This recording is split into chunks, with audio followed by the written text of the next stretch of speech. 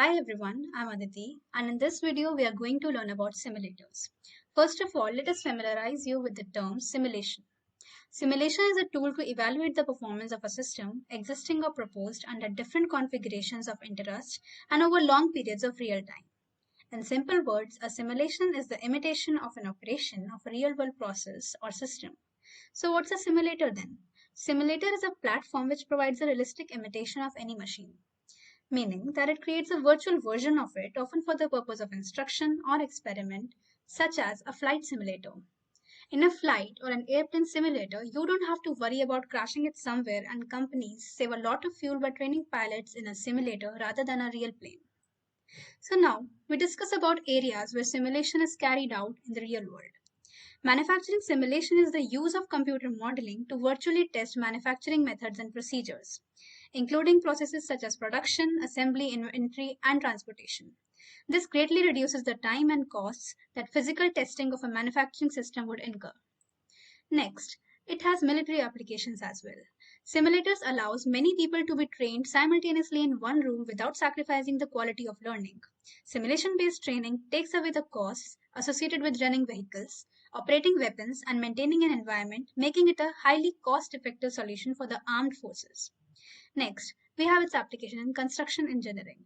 Construction simulation is the science of developing and experimenting with computer-based representations of construction systems to understand their underlying behavior. Next, we have business process simulations.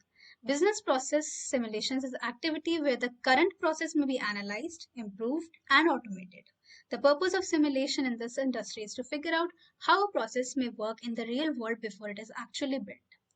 Next, in transportation modes and traffic management, traffic simulation is the mathematical modeling of transportation systems. Example, freeway junctions, arterial routes, roundabouts, downtown grid systems through the application of computer software to help better plan, design, and operate transportation systems. Next, network simulations are carried out using network simulators, which is a software that predicts the behavior of a computer network. It provides a highly modular platform for wired and wireless simulations supporting different network elements and protocols. Next, in the healthcare industry, medical simulation allows obtaining clinical skills through practice. Simulation tools serve as an alternative to real patients. A trainee can make mistakes and learn from them without the fear of harming the patient. So now moving on, as you all know that we are using a simulator named Tinkercad for this course, and the upcoming videos will revolve around simulating circuits with Arduino using Tinkercad. So now let's move on to what's Arduino then.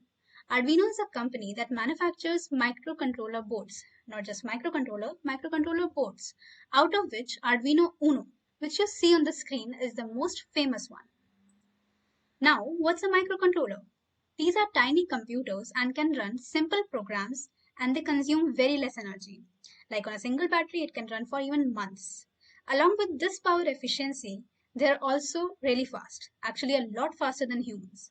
That's why we make them work for us. Arduino is not just hardware. Software part is what makes Arduino so widely used.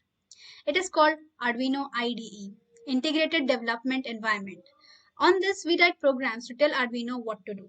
On Tinkercad, we'll create circuits virtually and program Arduino projects without the need for physical hardware. We don't need to worry about damaging any component or anything, and what we do on a simulator is very close to working with actual hardware. Once you know what all things are possible using Arduino, then ideas keep pouring in. You develop new skills and innovate new things, which is extremely important for everyone. Example, you want to automate the headlights on your vehicle. When enough light is there, headlights would turn off, and in a tunnel or at night, when the light is not enough, it will turn on. So you see there are endless possibilities using Arduino, and we'll be creating many projects like these together. For now, just focus on tinkering, innovating, and trying new things. Thank you.